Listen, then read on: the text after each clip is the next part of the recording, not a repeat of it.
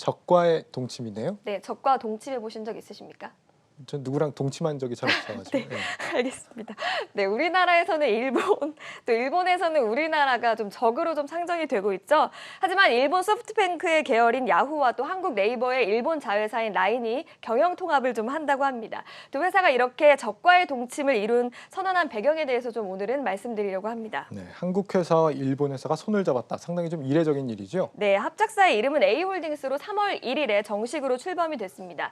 양사는 공평하게 똑같이 지분이나 자리도 반반씩 나눠 가졌는데요. 구조를 보면 A홀딩스가 G홀딩스를 지배하는 구조고요. 이 아래에 라인 메신저나 야후 포털 같은 일본 내 사업들이 좀 위치하는 그런 구조라고 할 수가 있겠습니다. 네, 라인은 SNS고 야후는 포털인데 네. 이 두 회사가 손을 잡은 배경이 있습니까? 사실 뭐 손정희 소프트뱅크 회장과 또 네이버 창업자인 이혜진의 결단이라고 볼 수가 있겠습니다. 손 회장의 경우 뭐 워낙에 글로벌 투자자로 유명하고 네이버 창업자인 이혜진의 경우는 지금 직책이 글로벌 투자 책임자거든요. 그만큼 최근에 글로벌 투자에 집중했던 상황입니다.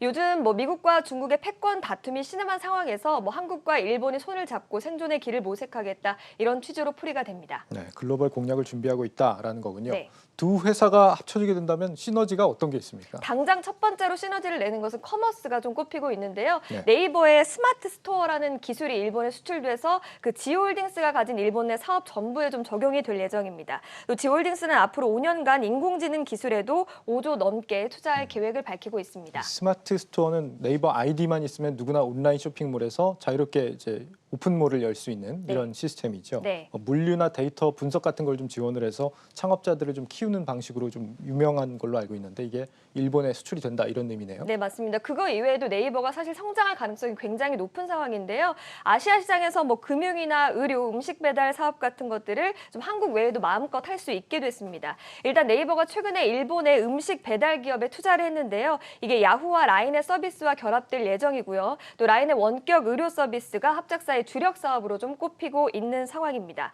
또 적자 규모가 확대됐던 라인이 좀 부담을 덜면서 네이버의 투자 여력도 더 생겼다 이런 평가가 나오고 있는데 실제로 라인을 네이버 실적에서 제외가 되면서 네이버의 당기 순이익이 176%가량 증가하기도 했습니다. 네, 뭐 간편 결제 같은 거 있잖아요. 뭐 네이버 페이 이런 네. 것도 좀 같이 합작해서 해볼 수 있겠다는 생각이 들고 네. 금융 서비스 같은 것도 함께 한다고 한다면 앞으로 잠재력이 상당하지 않을까 이런 생각이 듭니다. 네. 관련 소식이 오늘 주가도 올랐겠네요. 네, 맞습니다. 네이버가 오늘 장 초반에 4% 가까이 오르면서 기대감을 좀 보인 상황인데요. IBK 투자증권은 네이버가 글로벌 플랫폼 기업으로서 도약할 발판을 마련했다면서 향후 분기당 1,000억 원 이상의 지분법 이익이 반영될 것이다 이렇게 평가하기도 했습니다. 네, 플러스픽 이지우 기자와 함께했습니다. 잘 들었습니다. 고맙습니다.